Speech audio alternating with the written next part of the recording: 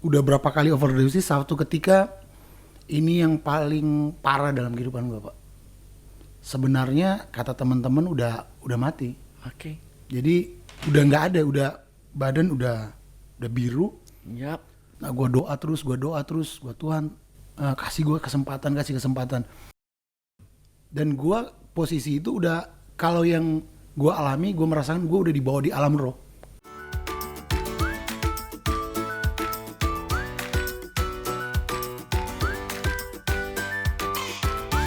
Kita semua sanggup untuk menjadi be a history maker.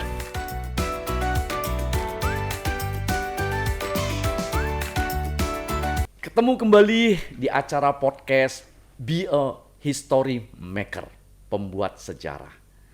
Hari ini saya kedatangan seorang tamu, lihat yang ganteng begini, luar biasa. Tapi jangan kaget ya, coba lihat tangannya tuh.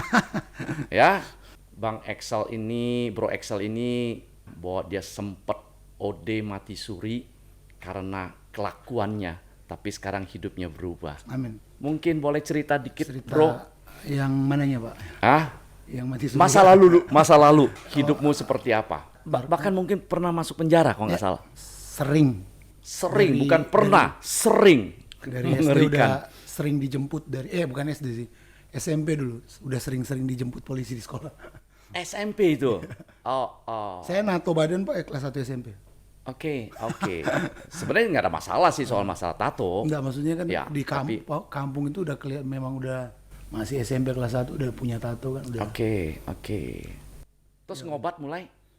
Kelas 1 SMP. 1 SMP sudah mengenal narkoba. Ya, narkoba. Dari SMP udah narkoba, mabuk, dan mohon maaf udah seks bebas juga. Oke. Kacau lah, Pak. Jadi kalau mau diceritain nggak ada yang perlu dibanggakan sebenarnya. Jadi ya hidup kacau, narkoba itu semua. Jadi itu mungkin buat orang yang nggak ngerti, anak zaman sekarang itu menjadi kebanggaan. Makanya coba cerita. Dulu gue pikirnya gaul itu, Pak, narkoba.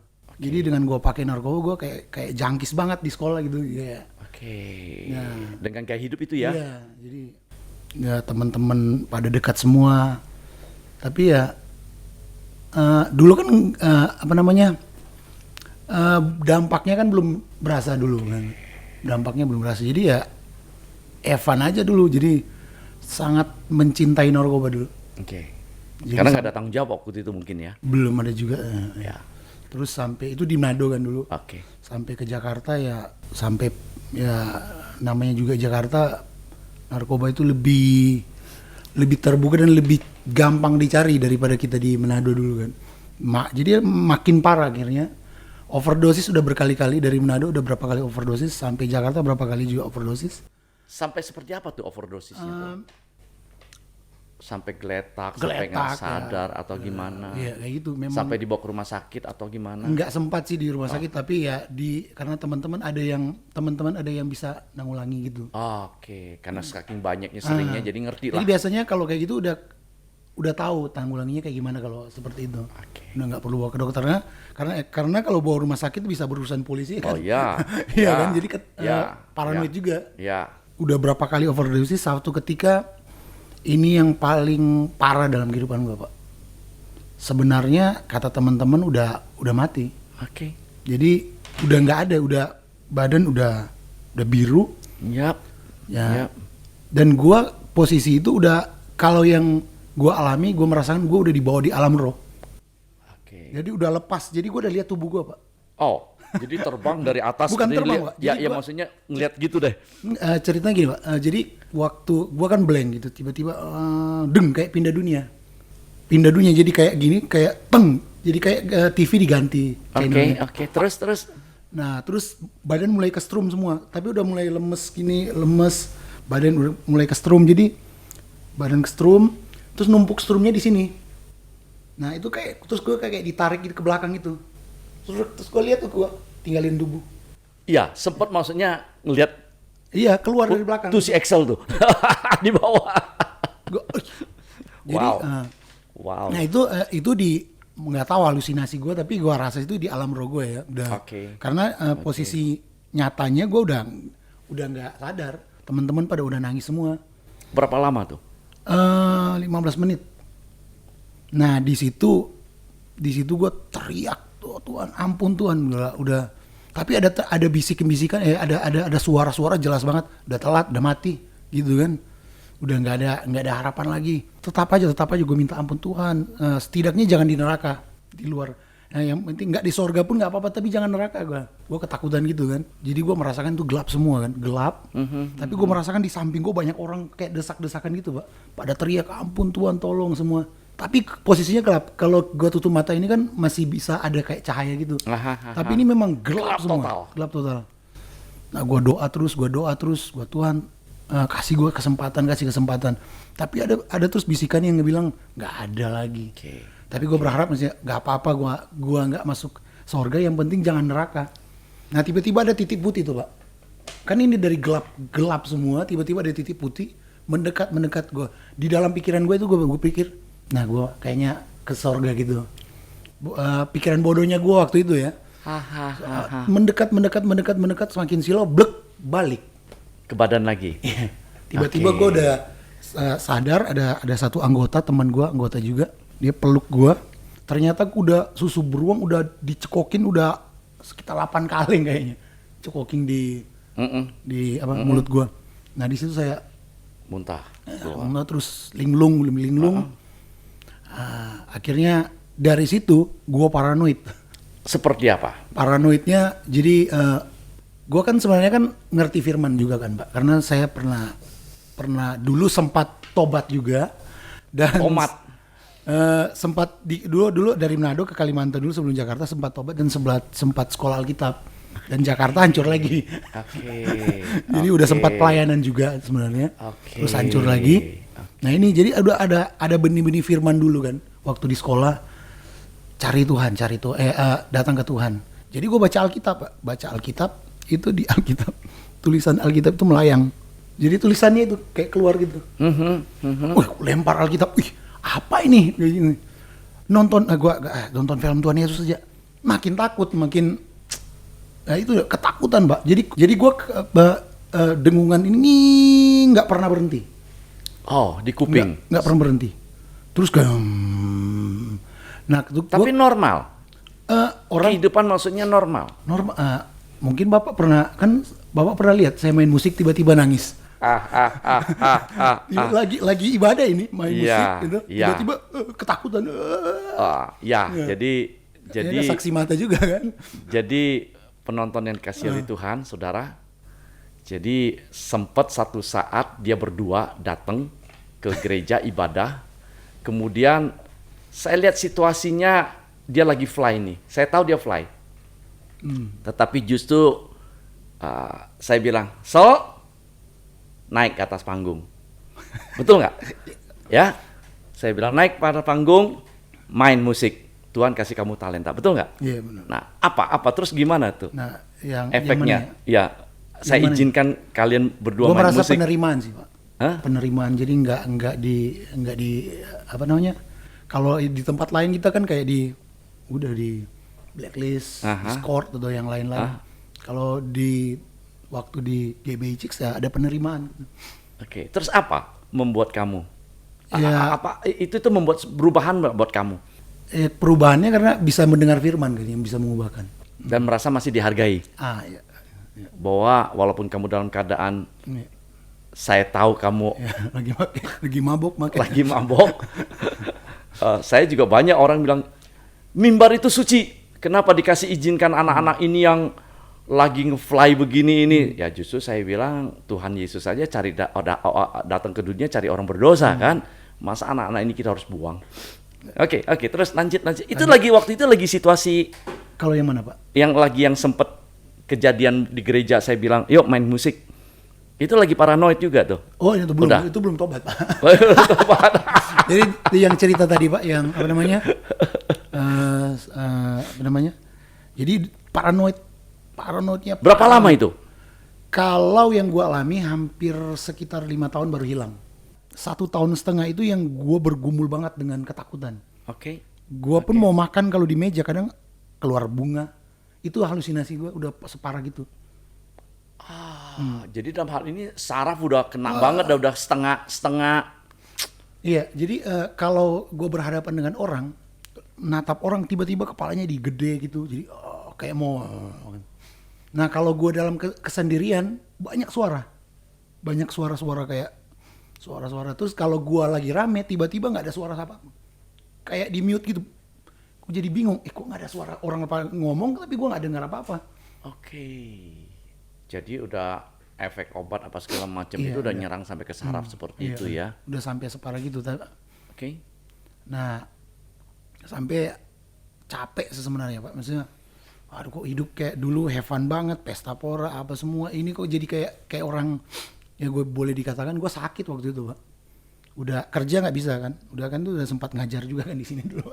Yang mengubah gue itu akhirnya ada kebenaran yang membuat gue bisa bukan lepas dari dari paranoid, masih ada, tapi bisa udah Mengurangin, bukan memperbaiki. kayak udah nggak ada efek buat gue, tapi gue Oke. badan gue merasakan kayak badan goyang, tapi udah gue anggap Oke. udah nggak, ketakutannya udah nggak ada. Ah, Jadi dampaknya masih ada sampai 5 tahun, tapi yang 1,5 tahun itu yang parah. parah. Yang 1 tahun ke atas sampai 5 tahun itu ada, tapi gue udah hidup sama dia, udah nggak ada, udah nggak ngefek untuk gue gitu, Nggak menakutkan lah. nggak menakutkan lagi. Tapi itu ada sejarahnya Pak. Ah, Jadi sejarahnya gue bisa lepas dari itu waktu itu. Akhirnya gue selama ini kan gue belajar tentang firman itu, tentang Tuhan marah ke gue kalau gue salah. ya. Gue memahami Tuhan yang salah sebenarnya. Oke. Jadi oke. gue pikir karena gue berdosa, jadi gue harus begini Tuhan marah lah. marah ya, gue harus bayar, gue harus sakitin diri dengan bayar harga dan ini semua untuk bisa dapetin itu. Tapi Oke. ternyata gue capek juga. Oke. Capek juga mau sebenarnya mau balik juga kembali ke narkoba dan lain-lain, tapi ada satu momen yang membuat gue memang akhirnya gue membenci ini narkoba Pak. Kalau Apa dulu itu? kan gue cinta Apa banget. itu? Apa itu? Gue sempat gini Pak, jadi lucu, jadi gue pasti jatuh karena kehidupan gue seks bebas dekat banget Pak, kanan kiri narkoba di apartemen kan gue tinggal. Jadi ini kalau nggak bisa lepas dari ini bahaya nih, tapi gue nggak punya kekuatan waktu itu kan. Tahu firman tapi nggak punya kekuatan. Sampai di titik gue doa sama Bapa di sorga, bilang gini, Tuhan buat gue jatuh cinta samamu. Oke. Jadi gue berpikir kalau gue jatuh cinta, Oke. gue akan jatuh cinta sama perempuan, gue akan apapun yang dia mau, Oh ya. dia larang gue ikutin. Ya, betul. Nah prinsip gue gitu, gue jatuh cinta sama engkau Bapak. Nah tapi ternyata dia jawab doa saya Pak. Jadi ada seminggu mungkin gue doa sampai gue udah lupa, tapi udah bukan lupa ya, udah nggak mendoakan lagi. Tapi ada seminggu setiap hari gue doain tuh, setiap saat, setiap waktu. Yap. Nah sampai di titik akhirnya gue udah lupa dengan doa itu, tiba-tiba gue dibukakan tentang karya salib Kristus. Oke. Pengorbanan Kristus Pengorbanan di kayu Kristus. Jadi salib. selama ini gue cuma tahu cuma casingnya aja tentang karya salib Kristus. Oke. Jadi gue akhirnya dibukakan dulu. Jadi kalau sekarang gue ngerti kenapa itu. Jadi untuk gue bisa jatuh cinta sama Tuhan, gue harus menerima cintanya Tuhan terlebih dahulu ternyata. Oke. Ya, itu yang membuat gue mampu untuk bisa mencintai Tuhan dan merubah keadaan gue. Pada saat kita berparadigma bahwa Tuhan kudus, kita belum kudus, nggak ngeklop. Dulu kan begitu kan? Iya. Berusaha Ya kan? untuk Kita berusaha untuk ngekudus nggak mungkin. Iya. Akibatnya kita juga jadi ada gap kan? Nah, berusaha untuk mencintai Tuhan akhirnya juga Nggak bisa. gagal juga. Nah ini makanya Karena Tuhan- nggak menyadari Tuhan lebih dulu yang mengasihi kita kan? Oke. Ya, jadi kalau sekarang gue menyadari, tuh lu mau jatuh cinta sama gue, nggak bisa. Tapi bisanya Tuhan. lu harus menikmati cintanya gue dulu. Nah di situ gue terbuka tentang karya salib Kristus kan. Oke. Ternyata di atas kayu salib itu Tuhan itu firman yang menjadi manusia Aha. menggantikan posisi saya di atas kayu salib. Oh. Harusnya kan dosa manusia, dosa semua manusia dan pelanggaran karena dosa itu dihukum di atas tubuh kita kan. Betul. Tapi Yesus firman yang menjadi manusia mengambil posisi itu. 2 Korintus 5 ayat 21 bilang dia tidak berdosa, tidak melakukan dosa, menjadi berdosa.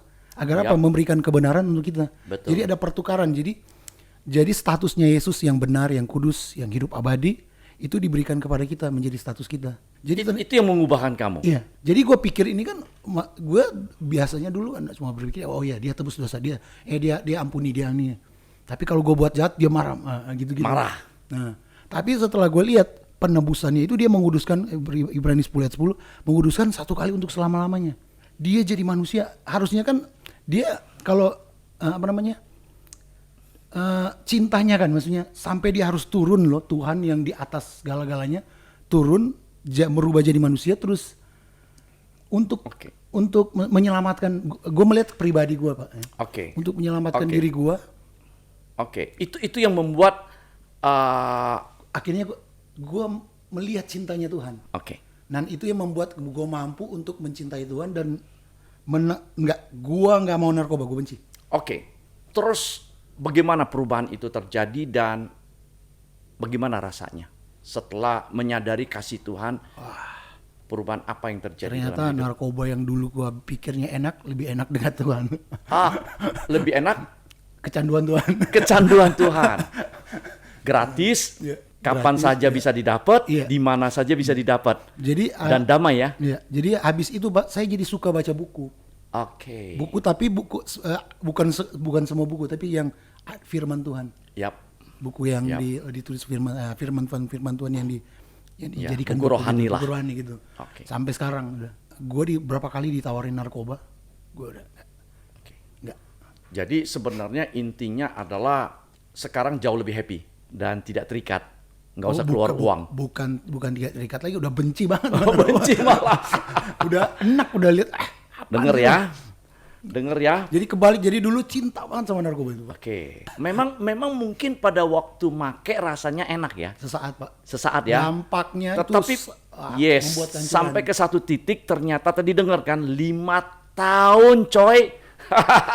Itu kalau teman-teman ngerasakan paranoid, ada teman-teman udah gila, Pak. Teman-teman ada yang udah gila, ada yang udah mati. Ini anugerah, Pak, sebenarnya. Dapat anugerah dari Tuhan ya, maksudnya. Bisa lewatin itu. Harusnya kan direhab, enggak? Ini direhabnya lewat firman. Coba kita dengar ya bagaimana bahkan sekarang ini Bro Excel ini bukan saja udah lepas dari narkoba, dia kecanduannya dengan kasih Tuhan. Amin. Bahkan sekarang ini hidup Bro ini jadi berkat. Apa? Gue sekarang jadi pemberita kabar baik. Seperti apa? Ya pengkhotbah, ngajarin teman-teman juga. Ya di media sosial juga ada podcast gitu rohani. Bisa cerita nggak sedikit mengenai dulu kan musik nih? Musik ya. Gitar. Terus, ya dong, dalam kehidupan musisi. Ya. Nah sekarang Excel kan masih hidup dari musik juga dong? Iya masih ngajar. Iya dong, masih ngajar dong, hidup dari musik dong. Bisa bagi nggak ke para musisi bahwa kira-kira apakah musisi itu harus begini atau ternyata musisi itu bisa seperti apa? Untuk keren nggak perlu harus narkoba, Pak. Oke, tolong sampaikan. Untuk keren nggak harus narkoba. Badan yang sehat dekat dengan Tuhan itu udah keren. Ya. Bahkan bisa memproduksi musik lebih. Iya, lebih. Kalau Tuhan yang udah campur tangan, ada Roh Kudus yang campur tangan, lebih mantap. Lebih ringan untuk. Gitu aja sih, Pak. Jadi maksudnya kalau anak-anak musik kadang kan takut pengaruhnya narkoba, seks bebas. Itu kan yang kalian lihat. Sebenarnya tergantung pilihan kan. Iya, banyak kok teman-teman gue sana masih main musik, hidup dalam kebenaran kok. Ternyata banyak ya. Intinya kalau jatuh cinta dan menikmati cintanya Tuhan, lu akan jadi pemain musik yang cinta Tuhan. Musisi yang cinta Tuhan, yang hidup dalam kebenaran. Dan sampai sekarang Tuhan pelihara. Amin. Tetap makan yang enak, tetap mau apa masih tetap bergaya. bisa, masih tetap gemuk. Luar biasa. Baik, saudara yang dikasih Tuhan, ya sudah dengar ya ceritanya. Ini beneran, kita nggak bikin-bikin dan lihat seperti apa Bro Excel sekarang ini. Ternyata mengenal kasih Tuhan itu luar biasa. Dan tidak perlu menggunakan kekuatan tenaga kita untuk meninggalkan kebiasaan-kebiasaan buruk kita. Ya, tapi pada waktu kita, Tuhan, Jesus tolong. Tuhan selalu siap menolong. Bahkan sudah sampai keluar dari badan, pada waktu minta tolong, Tuhan berikan kesempatan lagi. Balik lagi untuk berubah. Dan sekarang ini puji Tuhan tidak tomat lagi. tapi Enak, betul-betul tobat ya. Dulu cinta narkoba, sekarang justru benci narkoba. Dulu mungkin benci Tuhan karena dibiarkan menderita, tapi justru sekarang cinta Tuhan karena kasih-Nya yang begitu luar biasa. Pilihan ada di tangan kita. Hidup di dalam kasih Tuhan itu lebih enak, lebih luar biasa, dan kita bisa menghadapi dunia ini Ya, benar. ya tanpa hal-hal yang negatif.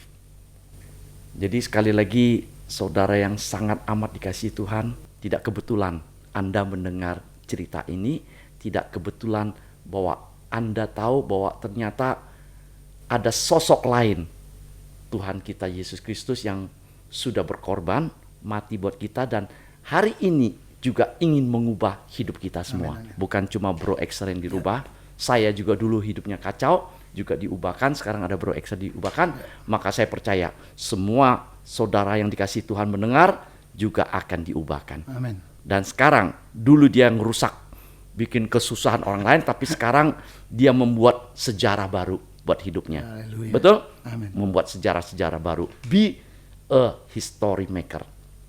Mau? Saya percaya kita semua sanggup untuk menjadi be a history maker. Tuhan memberkati. God bless.